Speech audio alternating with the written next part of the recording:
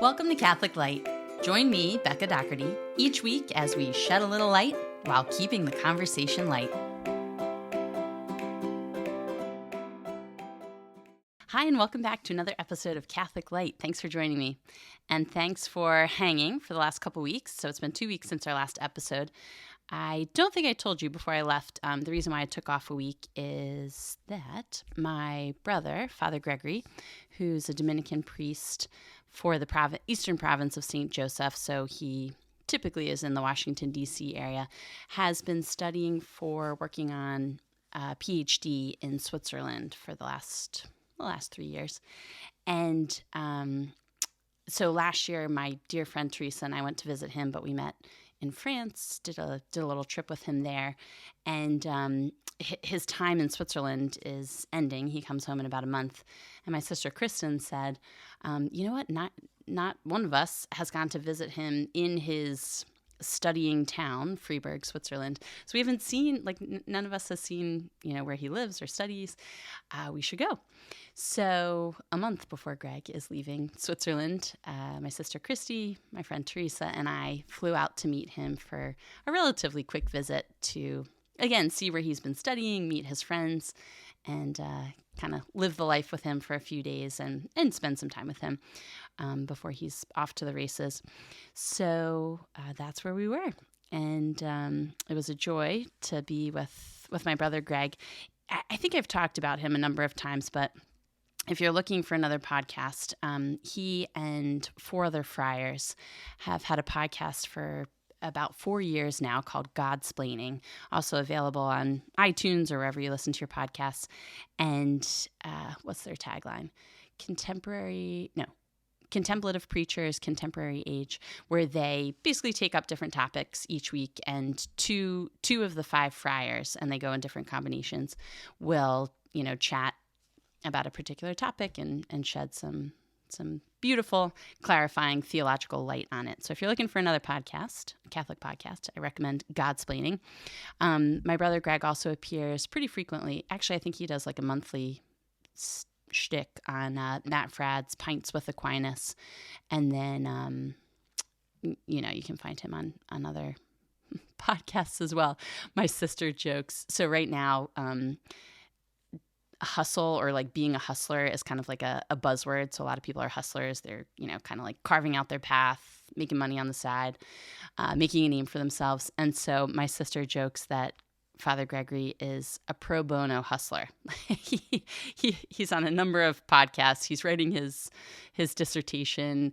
He, is, as a priest, is saying Mass and hearing confessions, but he's doing it all for free, all for the greater glory of God. So he's a pro bono hustler. So again, if you're looking for other podcasts, check out Father Gregory Maria OP, or I think on the internet he's Father Gregory Pine.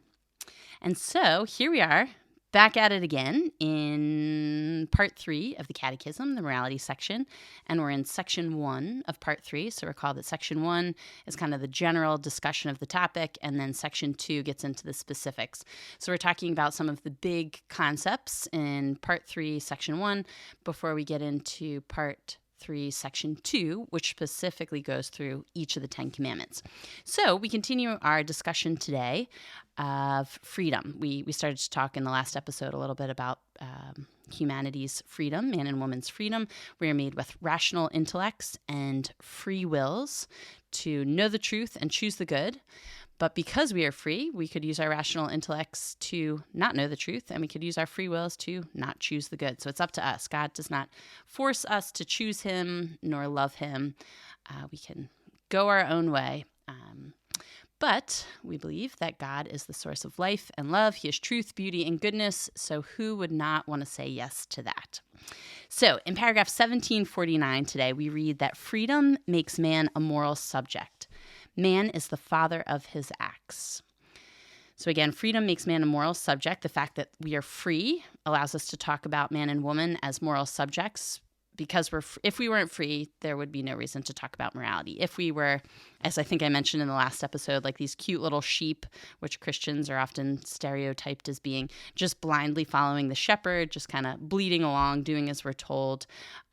Or if we believed in predestination, that that we're predestined to do whatever God wants us to do, or we're kind of like little Christian robots that just do as we're programmed to do, then there would be no need for the talk of moral decision making. So freedom allows us to say yes or no to God, and yes or no to reality. That's really what we're talking about when we talk about moral decision making. So there is an objective reality outside of us, which is very different from what society preaches, and what I think is kind of really like seeped into society. I don't know that we necessarily think about society being relativist anymore. It's the relativism has soaked so deeply into our society that we kind of operate in that framework. But reality is not relativist. So reality is objective. It's not subjective. It doesn't depend on me. It exists outside of myself, my thoughts, and my beliefs, and I don't determine it. So that is a car, whether I think it's a car or not. It doesn't depend on me. That car is moving, whether I believe it's moving or not. Again, not dependent on me if I'm not the driver. And that car hits me, whether I believe it hits me or not. It's not dependent on me or my beliefs about the moving car. Whoa, Becca, that example went dark really quickly. Things or objective realities exist outside of me, whether I believe in them, recognize them, or not. And real actions have real consequences, whether I believe in them, recognize them, or not.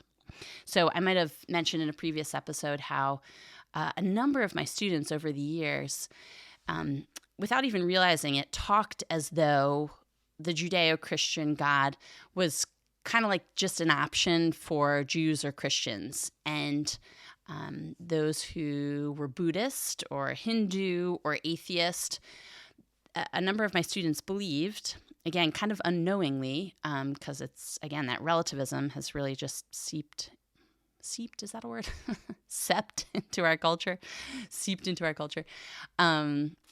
such that they kind of had the misunderstanding that, a Jew or a Christian would die and meet Yahweh or God.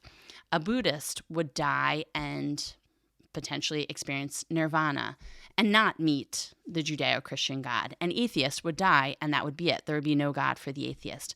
So a number of my students believed that it was kind of like a choose your own reality. Whatever you believed, that's what you would encounter at the end.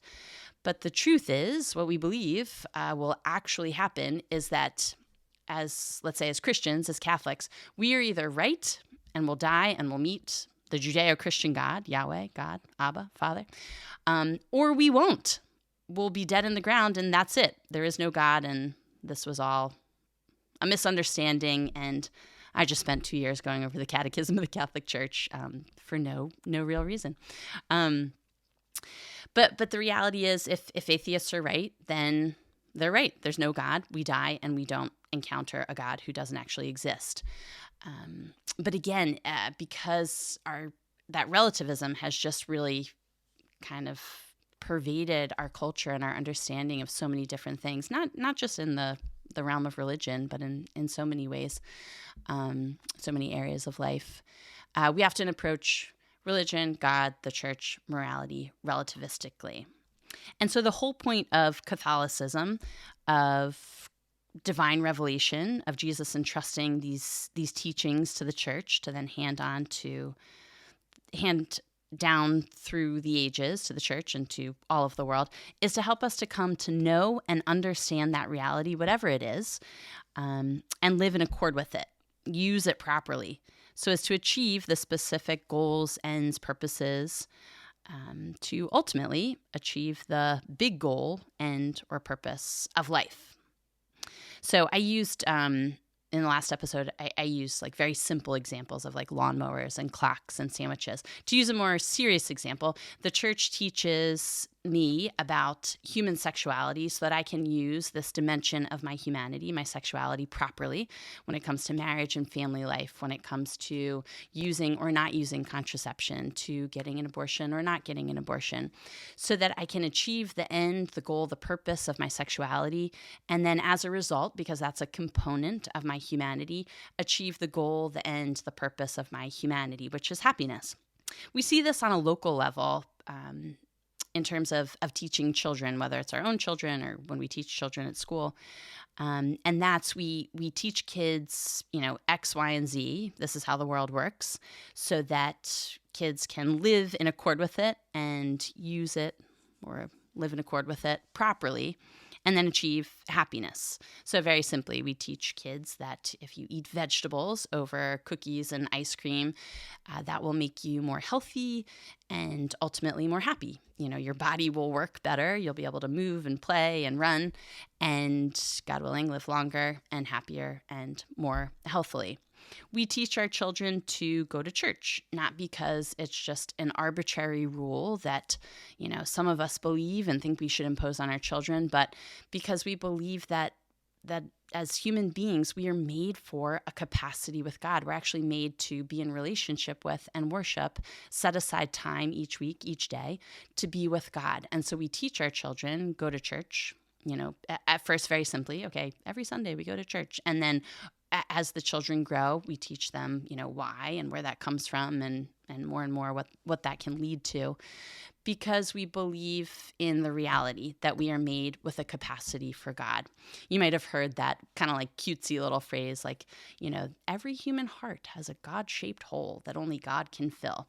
It's like a cute little way of saying it, but it gets at the reality that, as many of us know from living lives and striving after various things, that it's only God who can satisfy that we are made for God, and that part of us, which is the fundamental part of us, can never be fulfilled by anything other than God. And so we teach our kids, again, not just to impose like an arbitrary rule and then set a benchmark and see if they live up to it, but we teach them like, hey, this is reality. This is the world. This is what you're made for. And if you want to be happy, for the rest of your life, then this is the path. This is what will lead you to it. If we're relativists with our children, again, we'll continue with this example. It doesn't ultimately help our kids because reality will hit them in the face at some point. That metaphorical car will hit them. So we could say, like, it's all good. Do whatever you want to do. Eat as much sugar, as many cookies and pieces of cake and ice cream as you want. But then the reality will hit them at some point. Why? Mom, Dad, or my teacher, like, why does my belly hurt? Why do I feel so lethargic and like gross? We could teach on a more serious note, we could teach our kids when it comes to sexuality, like, it's all good. Do whatever you want to do. Have premarital sex. But then if our children proceed down that path and start feeling, anxious and used and disconnected from their relationships, we're doing them a disservice because we're not teaching them the reality. We're not teaching them this objective truth and how to live in accord with it or how to properly approach it. We want to help our children, and God through the church wants to help each and every one of us come to know the truth and choose the good so that we can live happily. We can live in accord with those objective realities and achieve the goal, the end, the purpose of our humanity, which is happiness. I recently had an opportunity to tell Sophia the truth, and in wanting to spare her, I actually made it a little worse. So this is just, anecdotal and not getting to the heart of what we're talking about. But she was playing with, we have this cute little neighbor friend. The kids have this neighbor friend down the street who has, she comes over and plays on the playground in the backyard with my kids. And she has 3 older brothers. And I guess my kids and she were playing out front. And some of the older brothers walked by. And Sophia came inside crying, "Mom, Aniela's older brother gave me a look like he thought I was weird, or basically I don't know what he was thinking." I said, "Oh, Sophia, I'm sure he wasn't even like intending to do that. I think he was just, on his way. Maybe he looked over and had a funny look on his face, but he was not giving you a mean look or making fun of you. Well, Aniela comes in a couple minutes later. Sophia recounts it to her friend. And Aniela says, "Oh, yeah, my brother was probably making fun of you. He does that to me all the time." I was like, oh, sorry, Soph, I shortchanged you on the truth there. And it seems the truth is actually setting you free. So, yes, he was making fun of you. Okay, on your way. To navigate this discussion of morality and moral acts, the Catechism sets us up with some theological terms or some good basic terms to talk more specifically about morality, about moral decision making. And it's in the 1750s where we learn about three important words when it comes to moral decision making. So the object, the end or intention, and circumstances. So every moral act, 1750 tells us, is composed of these three ingredients. So paragraph 1750 says, the morality of human acts depends on the object chosen, the end in view or the intention, and the circumstances of the action. The object, the intention, and the circumstances make up the sources or constitutive elements of the morality of human acts. So it's good to know when in speaking of morality. Sometimes it gets like, kind of like hazy gray area, again, relativistic, like, you believe what you believe, I believe what I want to believe. But in using these terms, we can kind of like hone in on the specifics of moral decision making, which I think is helpful. So first, paragraph 1751 talks about the object chosen. The object chosen is a good toward which the will deliberately directs itself. It is the matter of a human act. So the object is the what. What is someone doing?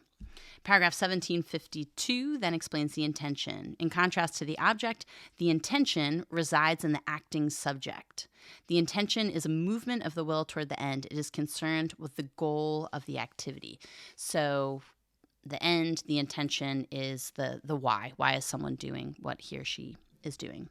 And that resides in the acting subject, whereas the object or the matter, the what, the act of the moral act is outside the person. It's an objective reality. Lastly, the circumstances are explained in paragraph 1754. The circumstances, including the consequences, are secondary elements of a moral act. Circumstances of themselves cannot change the moral quality of acts themselves. They can make neither good nor right an action that is in itself evil. So the circumstances are, as you can tell by the word, those things kind of around the what and the why. So it might be the where, the how, the when, etc. Paragraph 1755 then sums up, a morally good act requires the goodness of the object, of the end, and of the circumstances together. So object and circumstances must be good for a moral act to be good. So to illustrate, let's use a couple examples. Example 1, Becca brings a meal to her neighbor because the neighbor had surgery and can't cook.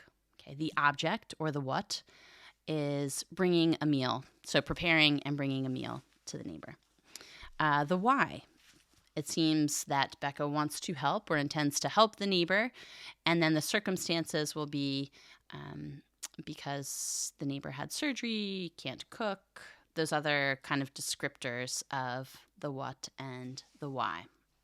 Second example, Becca brings a meal to her neighbor because she's leaving for Switzerland and wants to ask the neighbor to babysit her kids. Okay, so the object in this case is the same. The what is preparing and bringing over a meal.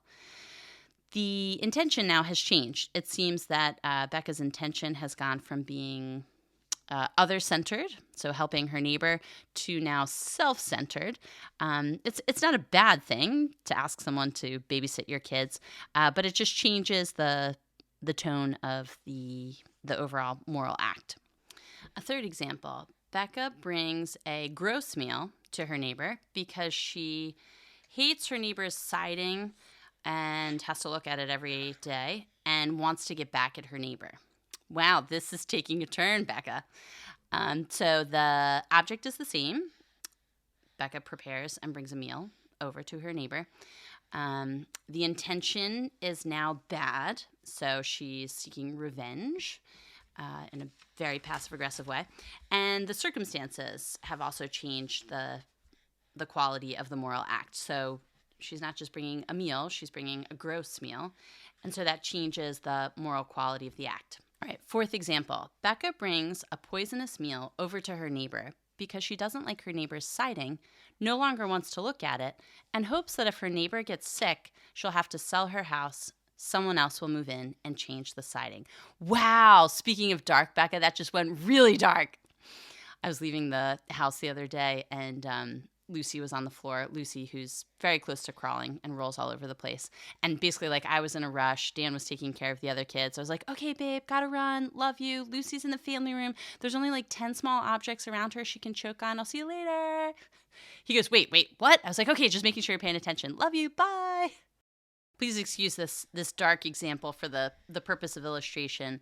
But now we can say, so the object is now evil. Becca has prepared a meal, but it's a poisoned meal, so completely bad.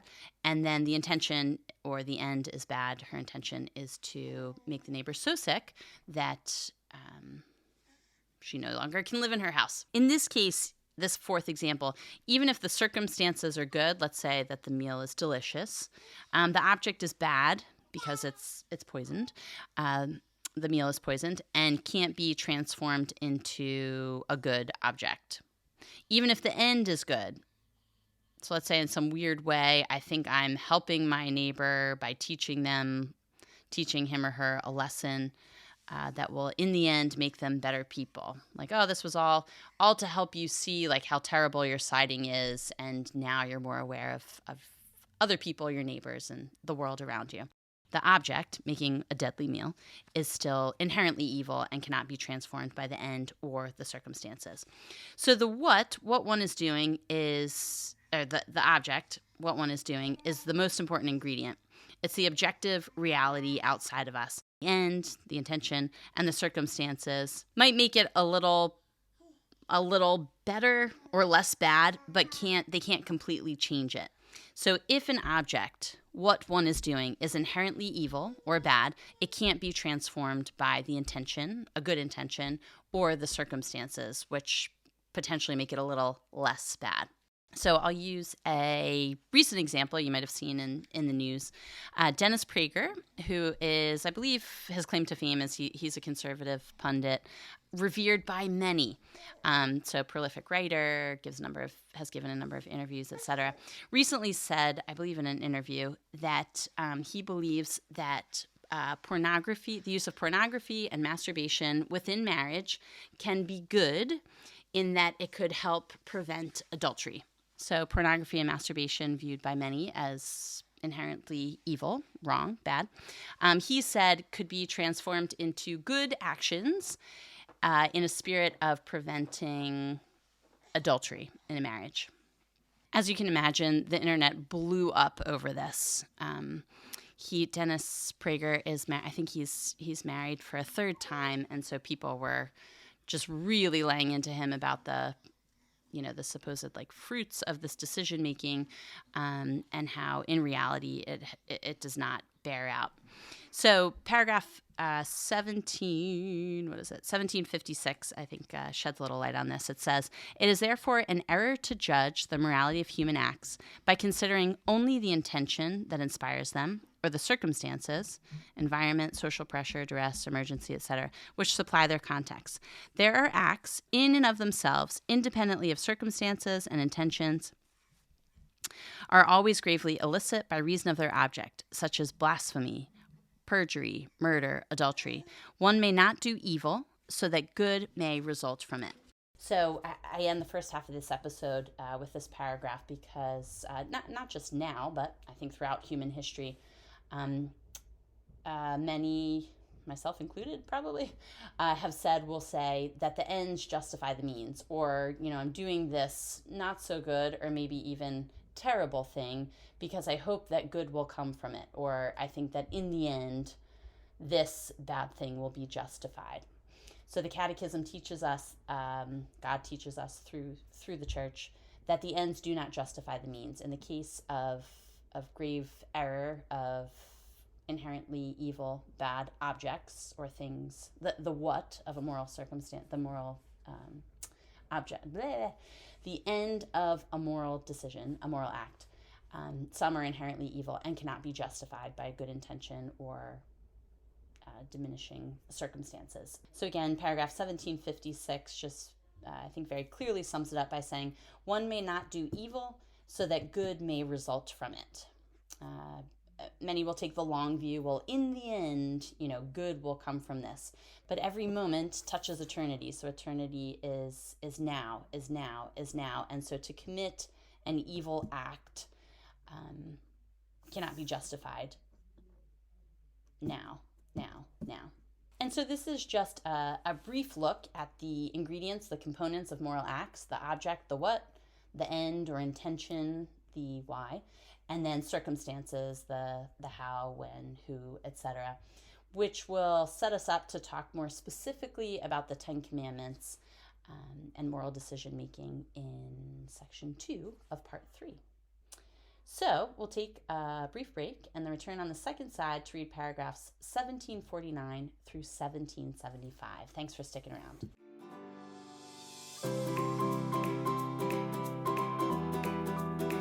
You are listening to Catholic Light. Thank you for joining me each week as we read through the Catechism of the Catholic Church and discuss some of its beautiful teachings.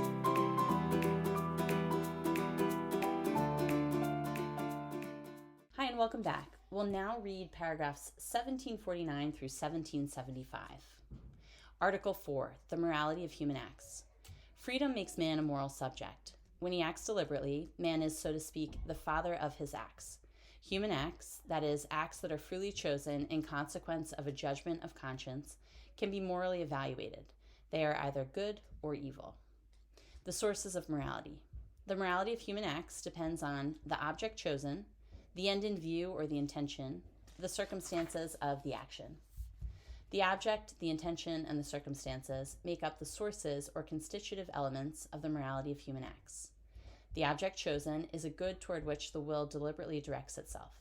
It is the matter of a human act.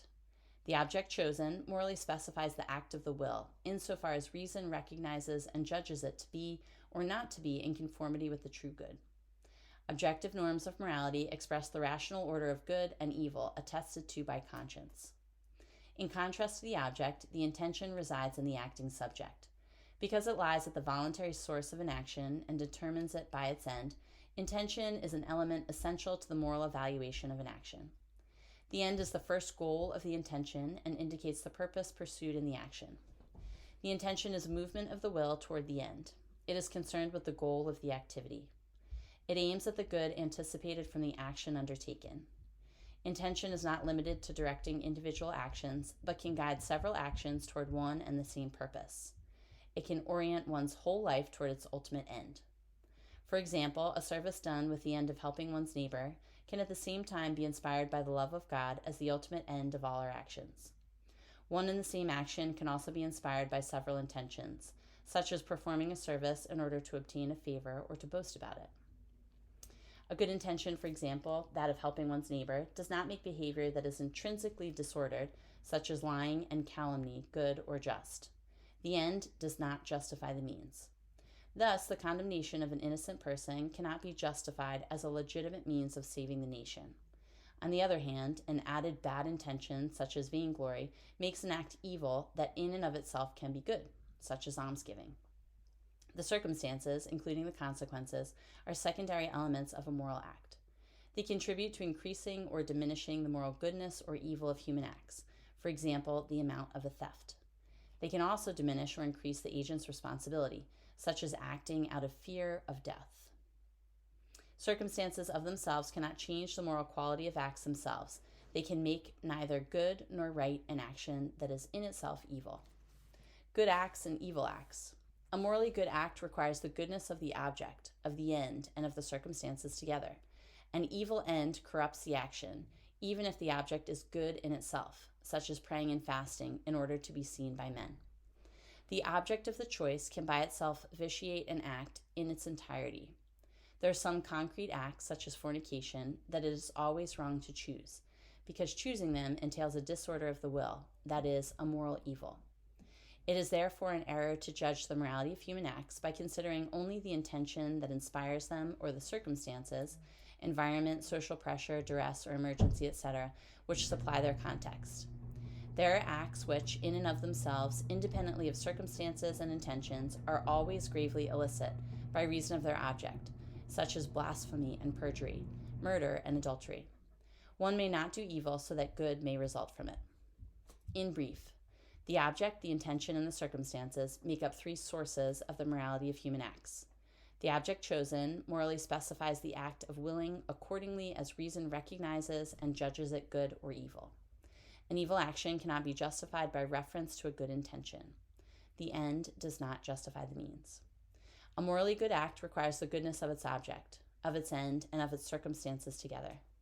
There are concrete acts that it is always wrong to choose, because their choice entails a disorder of the will, for example, a moral evil. One may not do evil so that good may result from it. Article 5, the morality of the passions. The human person is ordered to beatitude by his deliberate acts. The passions or feelings he experiences can dispose him to it and contribute to it. Passions. The term passions belongs to the Christian patrimony. Feelings or passions are emotions or movements of the sensitive appetite that incline us to act or not to act in regard to something felt or imagined to be good or evil. The passions are natural components of the human psyche. They form the passageway and ensure the connection between the life of the senses and the life of the mind. Our Lord called man's heart the source from which the passions spring. There are many passions. The most fundamental passion is love, aroused by the attraction of the good. Love causes a desire for the absent good and the hope of obtaining it. This movement finds completion in the pleasure and joy of the good possessed. The apprehension of evil causes hatred, aversion, and fear of the impending evil. This movement ends in sadness at some present evil or in the anger that resists it. To love is to will the good of another. All other affections have their source in this first movement of the human heart toward the good. Only the good can be loved. Passions are evil if love is evil, and good if it is good. Passions and moral life. In themselves, passions are neither good nor evil. They are morally qualified only to the extent that they effectively engage reason and will. Passions are said to be voluntary, either because they are commanded by the will or because the will does not place obstacles in their way. It belongs to the perfection of the moral or human good that the passions be governed by reason. Strong feelings are not decisive for the morality or the holiness of persons. They are simply the inexhaustible reservoir of images and affections in which the moral life is expressed. Passions are morally good when they contribute to a good action, evil in the opposite case. The upright will orders the movements of the senses it appropriates to the good and to beatitude. An evil will succumbs to disordered passions and exacerbates them. Emotions and feelings can be taken up into the virtues or perverted by the vices. In the Christian life, the Holy Spirit himself accomplishes his work by mobilizing the whole being, with all its sorrows, fears, and sadness, as is visible in the Lord's agony and passion. In Christ, human feelings are able to reach their consummation in charity and divine beatitude. Moral perfection consists in man's being moved to the good not by his will alone, but also by his sensitive appetite, as in the words of the Psalms, "My heart and flesh sing for joy to the living God." In brief, the term passions refers to the affections or the feelings. By his emotions, man intuits the good and suspects evil. The principal passions are love and hatred, desire and fear, joy, sadness, and anger. In the passions, as movements of the sensitive appetite, there is neither moral good nor evil. But insofar as they engage reason and will, there is moral good or evil in them. Emotions and feelings can be taken up in the virtues or perverted by the vices. The perfection of the moral good consists in man's being moved to the good not only by his will, but also by his heart. This brings us to the end of our reading selection, the end of our episode. Thanks for joining me for another week. Between this week and next week's episode, please connect with me on Instagram at Catholic Light Podcast, and Facebook under Rebecca Doherty. Please pray for me. I'll be praying for you. And in the meantime, God bless you. Thanks for joining me this week on Catholic Light. Be sure to like, subscribe, and share this podcast with your family and your friends, and connect with me through Facebook and Instagram. I'll see you next week, and in the meantime, God bless you.